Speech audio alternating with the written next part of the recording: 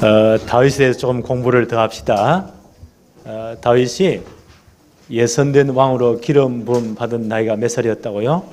보다 15살이었습니다. 그 당시 대제사장 겸 최고의 선지자 사무엘이 다윗의 동네 베들레헴에 찾아와서 하나님의 명령이 있었죠. 다윗에게 기름을 붓습니다. 너는 앞으로 전 이스라엘의 왕이 될 것이다. 지금부터 준비를 해라. 그래서 그때 아마 사무엘이 기름만 붓고 떠난 것이 아니고요. 다윗이 평생 감당해야 될 사역, 우리말로 하면 평생 미션을 준 거예요. 그게 시편 78편 68절로 70절이라고 생각을 합니다. 하나님이 에브라임 지파를 버렸다. 그때 하나님의 성막이 에브라임 지파에 있었거든요. 나는 그거 있기 싫다. 나는 유다 지파를 택했다. 그것도 유다 지파 안에 시온산, 그게 오늘날 예루살렘입니다. 시온산을 택했다. 그 시온산에다가 하나님의 성소를 산에 높은 같이 지어라. 거기에 성전을 지어라. 그리고 이 성전을 짓기 위해서 내가 너를 젖 양을 지키는 중에 그때 다윗이 양치기 했잖아요. 그 젖 양을 지키는 가운데 내가 너를 왕으로 선택했다. 굉장히 중요한 미션을 줍니다. 하나님은 다윗을 선택할 때요, 예루살렘도 시온산도 함께 선택하신 거예요. 거기 성전을 짓기 위해서. 굉장히 중요한 개념입니다. 성막, 성전 같은 개념이죠. 다시 한번 복습합니다. 성막, 성전이 뭐라고요? 장차 오실 예수 그리스도와 그가 완성하실 복음을 설명하는 하나님 주신 완벽한 시청각 교재입니다. 성막, 성전 나오면 무조건 모르면요, 예수 그리스도라면 다 정답이에요. 그리스도를 보여주기 위해서. 얼마나 중요했던지 400년 동안 애굽에 종살이한 이스라엘 백성들이 출애굽해서 2달 만에 하나님이 약속하신 시내산에 옵니다. 그 시내산의 하나님은요, 1년 동안 그들을 그 앞에 붙잡아 두세요.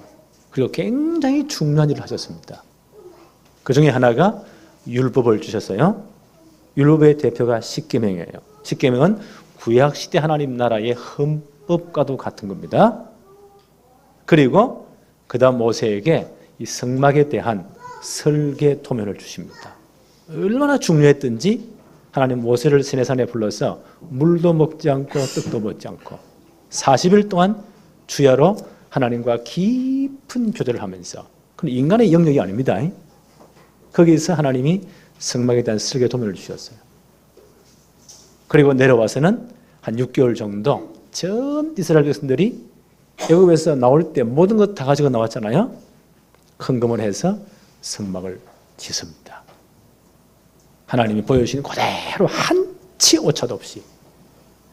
그래서 성막이 완공되어서 하나님께 봉헌 예배를 드리는 것으로 출애굽기가 끝나요. 출애굽 50장이 그 내용입니다. 그때 하나님의 말할 수 없는 영광이 이스라엘 위에 임합니다. 그리고 그 성막 짓고 난 다음에 50일 정도 하나님은 더 그들을 붙잡아 두세요. 두시면서 성막을 중심으로 어떻게 신앙생활을 해야 되는가, 성막 중에 어떻게 예배생활을 해야 되는가, 더 쉽게 말하면 성막에 대한 사용 설명서를 주셨어요. 그게 레위기서예요. 그거 다 주시고 나서 1년 후에 구름 기둥, 불기둥이 떠올라서 가나안으로 침공해 갑니다. 성막 완공 후에는 그들의 모든 삶이 성막 중심이 되었어요. 우리가 그리스도 만난 다음 우리의 모든 삶이 예수 그리스도 중심이 되어야 됩니다. 성막은 그만큼 중요합니다. 그래서 하나님은 다윗을 선택한 이유가 뭐냐? 이 성전 짓기 위해서. 다윗도 선택하시고 성전 지을 장소도 하나님이 선택한 겁니다. 그걸 미리 말씀하셨어요. 이 다윗이 이제 30살 때 유다 지파의 왕이 되지 않습니까? 헤브론에서. 그리고 7년 반, 7년 6개월 동안 실력을 쌓아서 다윗이 이제 37이 될 때에 통일 이스라엘의 왕이 됩니다. 그리고 나서 다윗이 제일 먼저 한 게 뭐라고요? 시온산에 있는 예루살렘을 정복하는 겁니다. 예루살렘을 정복하지 않습니까? 지난 시간에 보았죠. 예루살렘 정복하고 그 성을 견고히 하고 난 다음에 그 다음 뭐 해야 되겠어요? 성막을 옮겨와야 됩니다. 그 성막 가운데 가장 중요한 게 하나님의 언약궤, 하나님의 궤, 언약궤, 법궤. 구약성경 보면 이 표현이 여러 표현으로 되어 있어요. 궤 혹은 하나님의 궤 혹은 언약궤, 법궤 똑같은 거예요. 성막 가운데 가장 중요한 성물이 뭐냐? 언약궤입니다. 하나님의 궤입니다. 하나님의 궤를 제일 먼저 옮겨옵니다. 또 한 번 더 복습합니다. 구약 시대에 구체적으로 하나님이 임재하신 장소가 어디냐?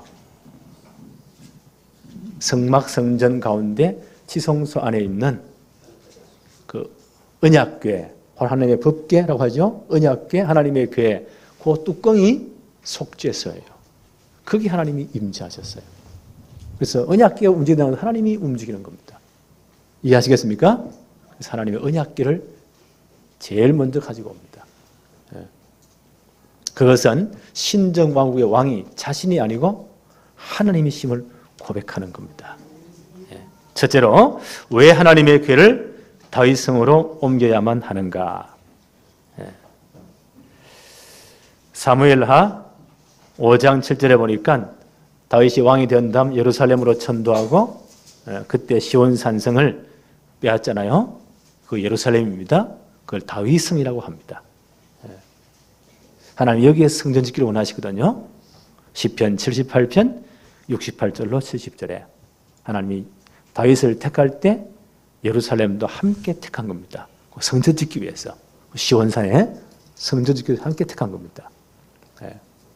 그래서 이제 다윗이 왕이 되고 난 다음 예루살렘 정복하고 제일 먼저 해야 될 일이 언약궤를 옮겨놓은 일입니다. 오늘 본문 말씀 봅시다. 사무엘하 6장 1절 2절 다윗이 이스라엘에서 뽑은 무리 3만 명을 다시 모으고 전 지파의 통제를 해가지고요 레인들을 다 모읍니다. 3만 명을 모읍니다.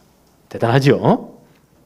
2절에 다윗이 일어나 자기와 함께 있는 모든 사람과 더불어 바알레 유다로 가서 여기 하나님의 언약궤가 지금까지 방치되어 있단 말이에요.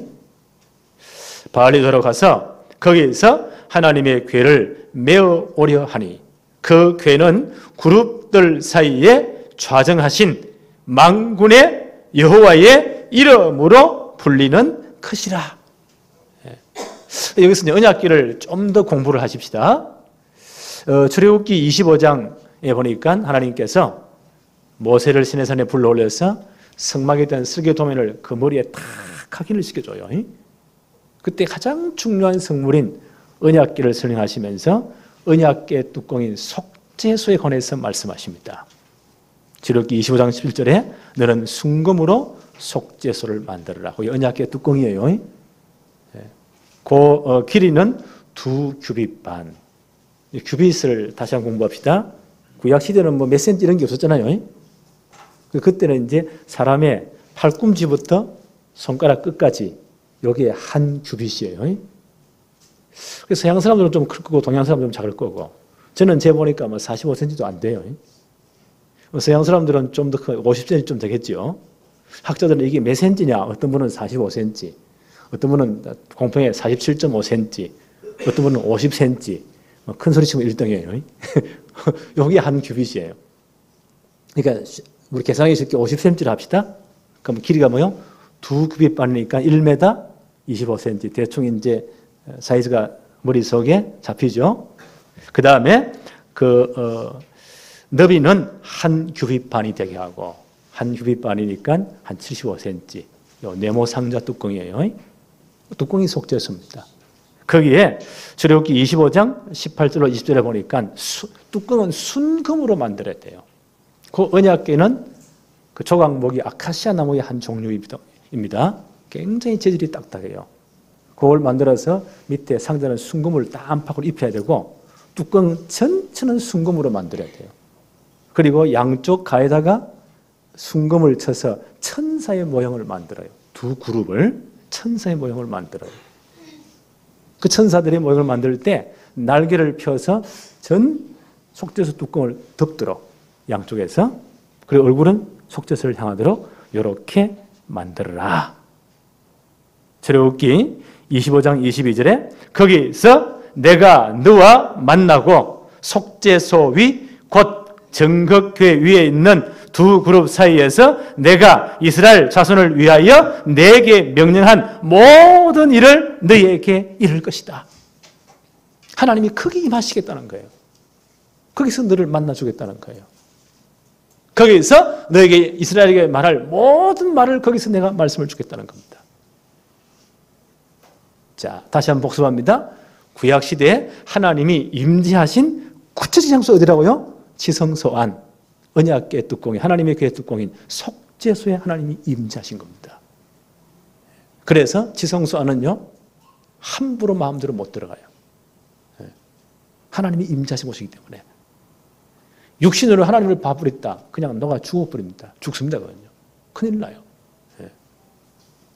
그래서 레위기에서 16장 2절에 보니까 성소 휘장 안, 법궤 위, 언약궤, 하나님의 궤죠. 궤 위죠. 속죄소 앞에 아무 때나 들어오지 말라. 그리하여 죽지 않도록 해라.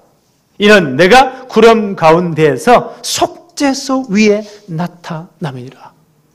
하나님의 임재의 상징이 구름 기둥 불 기둥이잖아요. 그래서 내가 지성소 안에 속죄소 거기 내가 임재할 것이다. 함부로 들어오지 말아라. 그래서 1년에 단 한 번 대속죄일 날 제비 뽑기 위한 대제사장이 하나님을 만나러 전 백성의 죄 사함 받고 하나님 만나기 위해서 지성소안을 들어갑니다. 레위기서 16장에 보니까 이제 자세한 규례가 나와요. 그래서 그 지성소안에 제사장들은 3번 들어가요. 처음 들어갈 때는 향로의 향을 가득 피워서 지성소안을 들어가요. 가서 그 언약궤 속죄 뚜껑이 속죄소라고 했지, 하나님 거기 임재하시잖아요. 그것이 육의 눈으로 보이지 않도록 향을, 연기를 가득 피워요. 그러면 그 지성소 안에는 속죄소 뚜껑에는 연기가, 향이 가득 차겠죠. 그리고 나와요. 그 다음에 제사장들과 자기 제사장들 가족들을 위해서 그 죄사함 받기 위해서는 최고의 예물이 수송아지입니다. 수송아지의 피를 들고 들어가요. 그리고 언약궤 뚜껑 위에 속죄소죠. 거기에 피를 뿌리고 그 앞에 피를 뿌려요. 그들의 죄사함 받기 위해서. 그리고 나와요. 그리고 전 백성들의 죄사함 받기 위해서는 염소를 준비한다고 했죠. 염소의 피를 들고 3번째 들어갑니다. 그리고 언약궤 뚜껑 위에 피를 뿌리고 그 앞에 피를 뿌리고 죄사함 받고 나옵니다. 이것은 성막 성전은 누구를 상징한다고요? 장차 오실 예수 그리스도와 그가 완성하실 복음을 설명하는 하나님 주신 완벽한 시청각 교제예요. 그 언약궤 뚜껑 속죄소는 피로 가득 물드는 겁니다. 무엇을 상징합니까? 예수 그리스도의 십자가를 상징합니다. 주님이 십자가에서, 이 성막의 주인공이신 주님께서 이 땅에 오셔서 칼보리 십자가에 달린 순간 그 물과 피를 다 쏟으십니다. 그것은 주님의 피로 물들었습니다. 그 피를 보시고 하나님 우리의 죄를 사하신 겁니다. 그렇죠? 하나님이 그 피를 보고 우리를 사하신 거예요. 피를 통해서 우리를 보시는 겁니다. 그래서 우리 죄가 사해진 겁니다. 그게 죄사함 받고 하나님 말씀을 듣고 제사장이 나와서 전 백성들을 축복하는 겁니다. 그게 대속죄일입니다.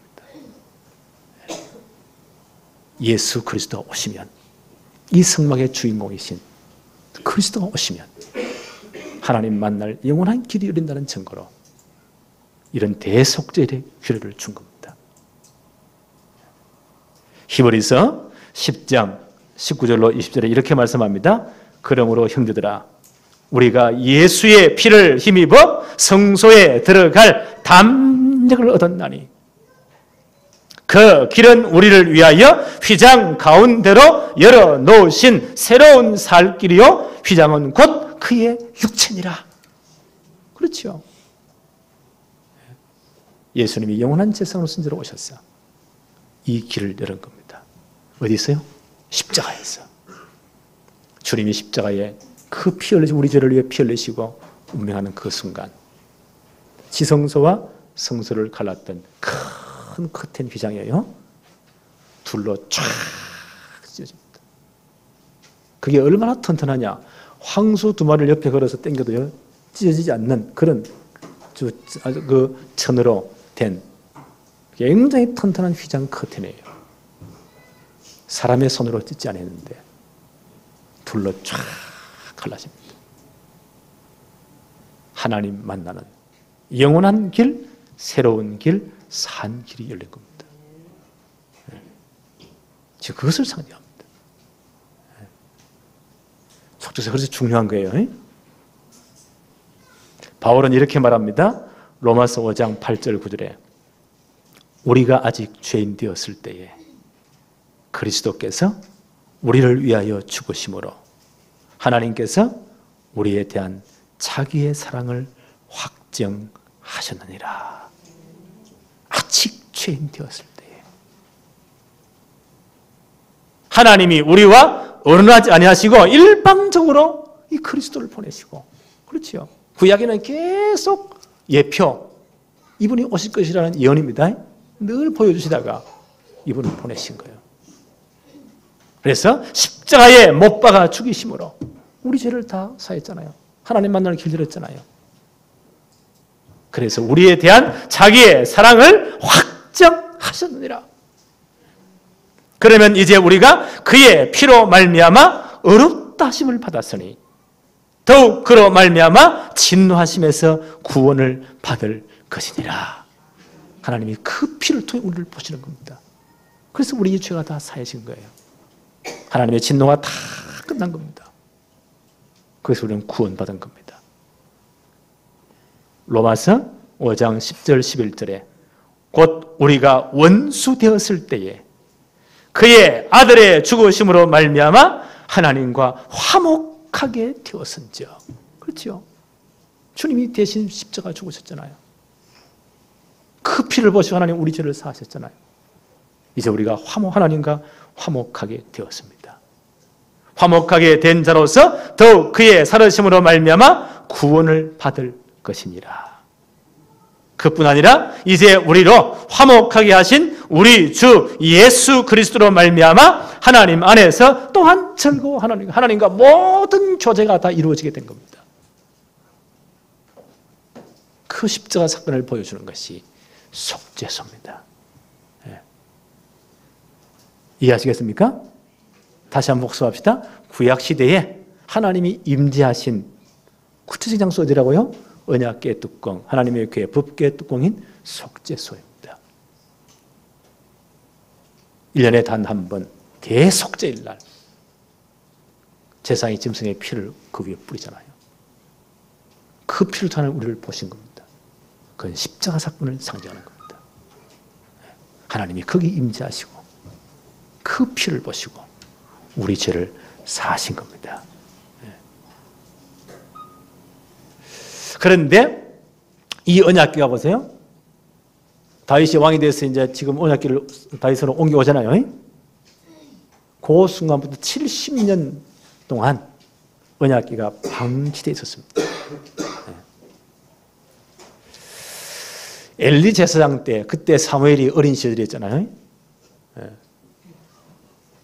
그때 블레셋과의 전투, 아벡이라는 곳에 큰 전투가 일어납니다.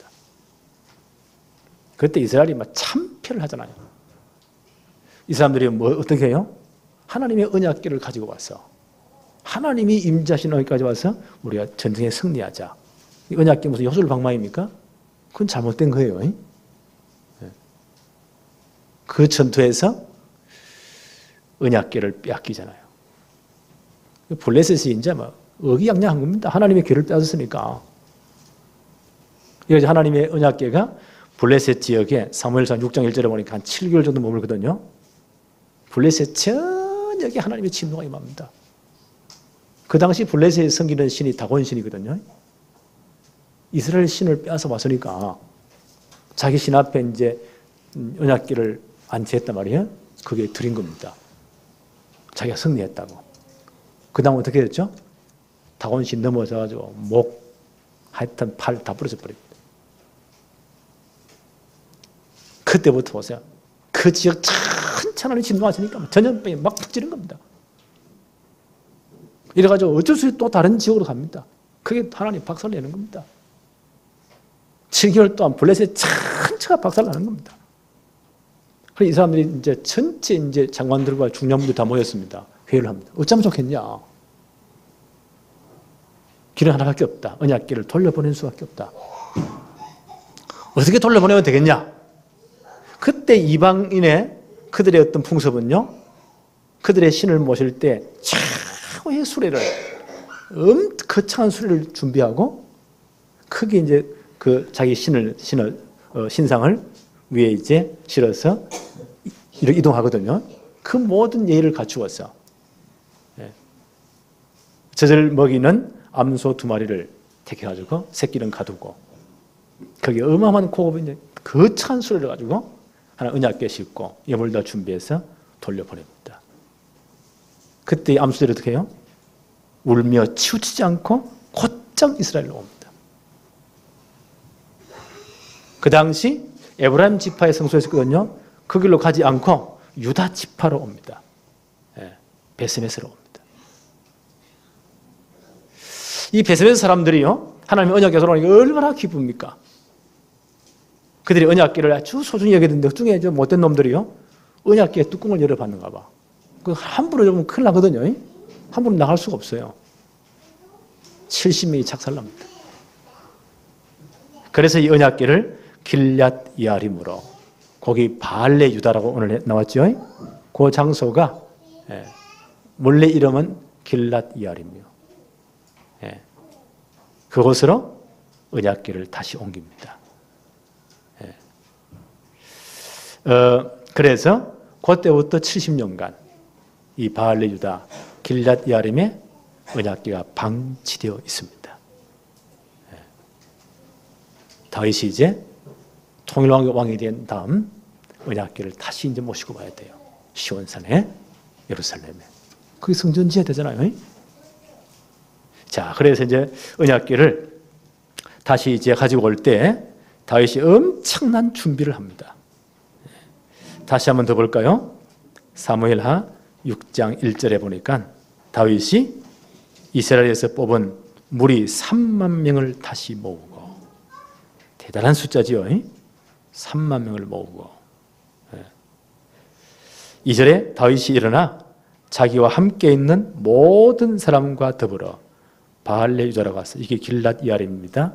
여기 70년 동안 언약궤가 방치되어 있었어요. 바알레 유다로 가서 거기서 하나님의 궤를 메어오려 하니, 그 궤는 그룹들 사이에 좌정하신 만군의 여호와의 이름으로 풀리는 것이더라. 여기 하나님이 임재하셨단 말이에요. 그래서 언약궤를 모시고 오는 것은요, 신정 왕국의, 다윗 왕국의 왕이 다윗이 아니고 하나님이라는 신앙 고백입니다. 이 모든 성전, 성전의 기구들은 누구를 상징해요? 그리스도를 상징해요. 언약궤를 모시는 것은 주님을 영접하는 겁니다. 얼마나 이게 기쁜 일입니까? 70년에 돌아오는 거니까요. 다윗이 기름 부음, 15세 기름 부음 받았잖아요. 지금 이때 옮겨올 때 다윗이 지금 나이가 40세란 말이에요. 그러니까 몇 년? 25년 다윗이 그렇게 고대하던 일입니다. 그 언약궤를 모시는 순간입니다. 다윗이 흥분되겠지요. 그래서 이 언약궤를 모셔는 그 길앗 야림에서 예루살렘 시온산에 올라가면 한 15km 정도 돼요. 그 언약궤를 이제 모셔는 그 준비를 국가적인 대행사로 다윗이 그렇게 지금 준비하는 거예요. 그 레이저 성만 3만 명을 동원했어요. 얼마나 많습니까? 대단한 행차겠죠. 어마어마한 준비를 합니다. 엄청난 열심을 내는 겁니다. 3절부터 한번 볼까요? 그들이 하나님의 궤를 새 수레에 싣고 산에 있는 아비나답의 집에서 나오는데 아비나답의 아들 우사와 아효가 그 새 수레를 모니라. 그들이 산에 있는 아비나답의 집에서 하나님의 궤를 싣고 나올 때에 아효는 궤 앞에서 가고 5절에 다윗과 이스라엘 온 족속은 3만 명이 지금 동원됐지 않습니까? 잣나무로 만든 여러 가지 악기를 가지고 하나님께 연주하면서요. 어마어마한 행차가 좀 시작되는 겁니다. 대단하잖아요. 이 똑같은 사건을 역대상 13장 1절로 5절에 이렇게 말씀합니다. 다윗이 천부장과 백부장과 모든 지관과 더불어 언언하고, 이걸 거의 국가적인 행사니까요. 전 지관들을 다 모읍니다. 언언합니다. 어떻게 하면 되겠냐고. 그리고 이스라엘 모든 땅에 있는 제사장들을 전부 다 레위지파들을 다 동원합니다. 이 사람들 율법에 정통한 분들이잖아요. 그럼 하나님의 법에 따라서, 하나님의 규례에 따라서 언약궤를 모시고 와야 돼요. 그렇게 해야 되는데요. 다윗이 너무 흥분했는가 봐. 뭔가 자기를 좀 나타내고 싶어.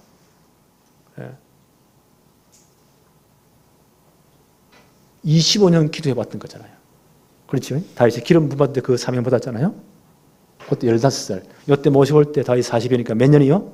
25년 고대한 그 순간입니다. 좀 더 올라가서 사무엘 어릴 때 언약궤 빼앗겼잖아요. 블레셋에서 돌아온 그때부터 70년이요. 이스라엘 전체가 동원된 어마어마한 행사입니다. 이때 다윗이요, 뭔가를 내세우고 싶은 겁니다. 내가 이런 서름 가운데서 10년 동안 망명성을 했잖아요. 마지막 사울에게 쫓겨다닐 때 얼마나 이분이 권고했던지 적군 나라 블레셋까지 망명을 했잖아요. 그런 눈물의 세월을 보냈잖아요. 그리고 왕이 되었지 않습니까? 하나님이 가장 기뻐하는 성전 지어야 되지 않습니까? 언약궤를 가져와야 되지 않습니까? 흥분된 겁니다. 뭔가를 자기를 나타내고 싶은 거예요. 내가 왕이 됐다는 거예요. 내가 일을 해서 최선을 다했다는 거예요.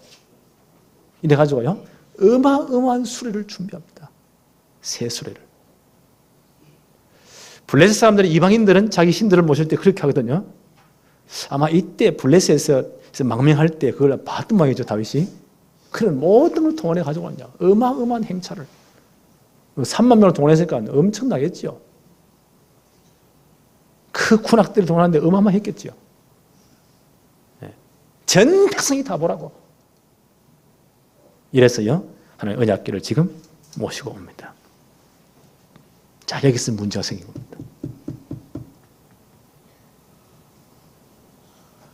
하나님의 언약궤는 절대 짐승이 끌면 안 돼요. 성막에 많은 기구들을 옮길 때에 다른 것들은 다 수리에 실어요. 그러나 지성소, 성소 안에 있는 성구들, 가장 중요한 하나님의 법궤, 언약궤, 떡상, 기억납니까? 분향단, 황금등대, 이 모든 것은요, 심지어 번제단까지 레위자석들이 어깨에 매야 돼요. 지난번 공부할 때 그 중요한 성구들은 뭐가 있다고요? 그 밑에 죄를 깼잖아요. 죄를 다 매야 돼요. 특별히 언약궤는 반드시 제사장들이 매야 돼요. 레위지파가 매야 돼요. 그러면 좀 초라하잖아요. 별로 볼품 없잖아요. 다시 뭔가 자랑을 해야 돼, 나타내야 돼. 어마어마한 수리를 준비했겠죠. 황금 마차지 버쩍버쩍하게. 3만 명을 동원했으니까 대단하겠잖아요. 이 국가적인 대행사입니다. 여기서 사건이 벌어진 겁니다. 민수기 4장 15절에 보니까 하나님의 이 성막이 옮겨질 때에, 진영을 떠날 때에 아론과 그 아들들이 성소와 성소의 모든 기구 없는 일을 마치거든 고핫 자손들이 와서 맬 것이니라. 그러나 성물을 만지지 말라. 고핫 자손들이 만지지 말라. 매기만 해야 돼요. 레위 세 아드님이 계시죠? 레위 지파의 세 아들이 있어요. 게르손, 고핫, 머라리. 그래서 레위 지파의 아들과 레위 아들 가운데 고핫 자손만이 가장 중요한 성물을 어깨에 매는 직임을 감당했어요.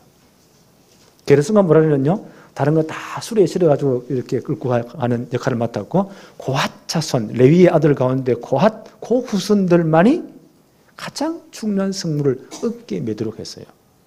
네. 이들이, 하나님의 법은 그렇게 해요. 하나님은 우리에게 섬김받기를 원하십니다. 그런데 다윗이 그렇게 하지 않습니다.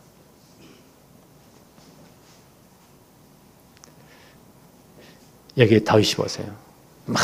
뭔가 자기를 나타내고 싶은 겁니다. 그 모든 행사를 전 백성들이 자랑해야 되니까 이방인들은 그런 거 엄청 잘하지 않습니까? 블레셋 망명 시절에 그들의 어떤 이방인의 어떤 행사들을 본 끝에요. 거창했거든. 이런 잘못된 각인이 들어왔던가 봐요. 이게 잘못된 열심을 냅니다. 하나님이 여기에 시비를 건 겁니다. 사무엘하 6장 6절로 7절 한번 보세요. 그들이 나곤의 타작 마당에 이르러서는 소돌이 띠므로 우사가 손을 들어 하나님의 궤를 붙들었더니 여호와 하나님이 우사가 잘못함으로 말미암아 진노하사 그를 그곳에서 치시니 그가 거기 하나님의 궤 곁에서 죽니라. 고핫 자손이 어깨를 매대야 절대로 성물을 손을 대면 안 돼요. 소들이 막 뛰니까. 이 수레가 뒤집어질 그런 위기에서 했단 말이에요. 겁이 나니까 우사가 마음은 참 좋았죠. 하나님의 궤를 붙잡았단 말이에요. 하나님 즉사시켜버립니다. 거꾸로 한번 가봅시다. 우사가 궤를 만지기 전에 소들이 뛰었잖아요. 소들이 뛰기 전에 하나님이 싫으신 겁니다. 하나님은 짐승들에 의해서 경배받지 않으십니다. 하나님 우리의 경배를 받으시기를 원하세요. 반드시 하나님이 임재하시는 언약궤는 레위 자손 중에 고핫 자손들이 매야 돼요. 그렇죠? 다윗이 뭔가를 나타내고 싶은 겁니다. 이런 게 우리에게 꽤 많이 있잖아요. 우리는 복음을 핑계해서 우리를 나타내야 되잖아. 엄청난 교회 놓고 우리가 했다고 폼 잡아야 되잖아요. 내가 헌금 다 하고 내가 열심히 하고 말은 복음이요.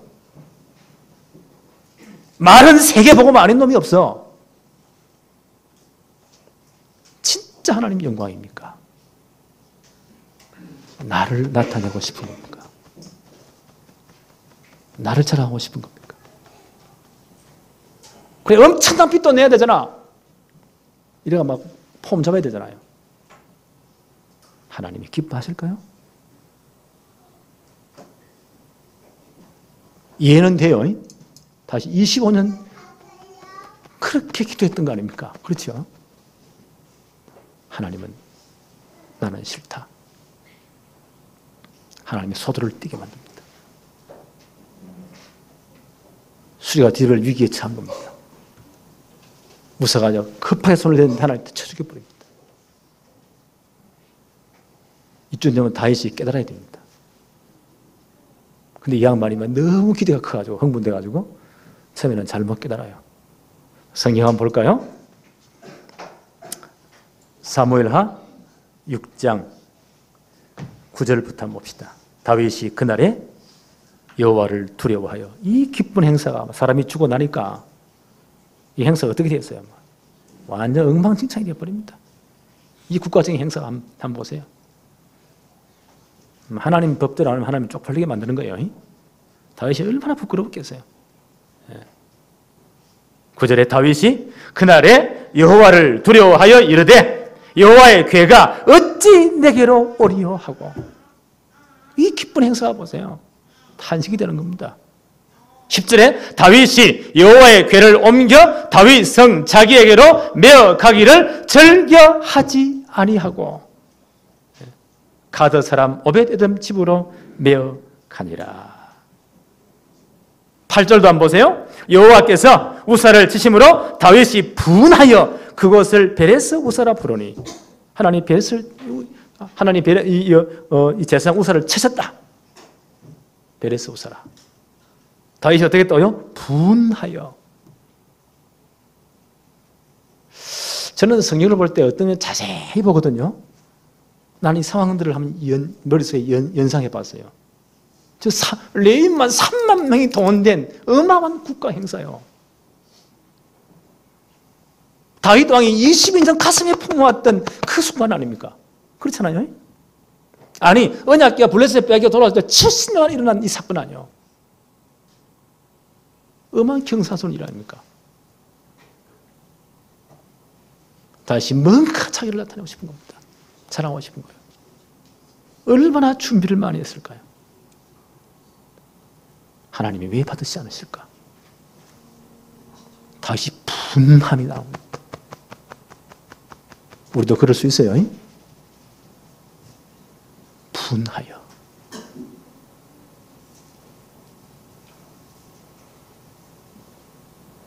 언약궤를 다윗 손으로 내 손으로 가져가지 못한다. 그래서 누구의 집으로 가져갑니까? 10절에 오벳 에돔의 집에 메어 간지라. 수레에서 내려서 다시 이제 레위인들이 메고 갑니다.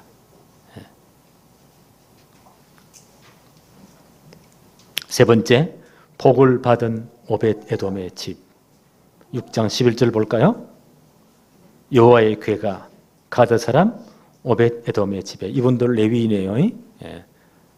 집에 석 달을 있었는데 여호와께서 오벳 에돔과 그의 온 집에 복을 주시니라. 하나님의 궤를 옮기는 것은 주님을 영접하는 것입니다. 성막성전은 누구를요? 그리스도를 예표하는 거예요. 언약궤를 옮기는 것은 주님을 영접하는 것입니다. 하나님 우리를 언제 택하셨다고요? 에베소 1장 3절 5절에 보니까 창세전에 그리스도 안에서 우리를 택했습니다. 우리 언제 택함 받았다고요? 창세전에. 누구 안에서요? 그리스도 안에 우리를 택하셨어요. 그 때가 되면 우리를 하나님 부르셨어요. 그리고 누군가를 통해서 복음을 듣게 하십니다. 그 복음 듣고 우리가 예수 그리스도를 영접했지 않습니까? 요한복음 1장 12절에 영접하는 자 곧 그 이름 믿는 자들에게는 하나님의 자녀가 되는 권세를 주셨습니다. 그 증거로 우리에게요 하나님의 성령이 우리 속에 내주하십니다. 그때부터요. 고린도전서 3장 16절에 너희가 하나님의 성전인 것과 너희 속에 하나님의 성령이 거하시는 줄을 알지 못하느냐. 그렇죠. 이제 신약 시대는요 십자가 사건 이후에 하나님이 우리를 성전 삼으시고 우리 가운데 성령으로 영원토록 내주하시기를 원하십니다. 네. 오늘 오벳 에돔이 하나님의 언약궤를 모셔드린 것은 이와 똑같은 겁니다. 이분이 기뻐하면서 하나님의 언약궤를 영접합니다. 그것은 이 양반이요 언약궤가 무엇인지를 진짜 아는 겁니다.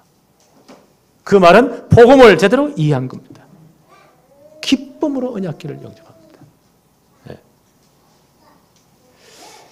사무엘하 6장 11절 다시 한번 더 봅시다. 여호와의 궤가 가드 사람 오벳 에돔의 집에 석 달을 있었는데 여호와께서 오벳 에돔과 그의 온 집에 복을 주시니라. 기쁨으로 영접합니다.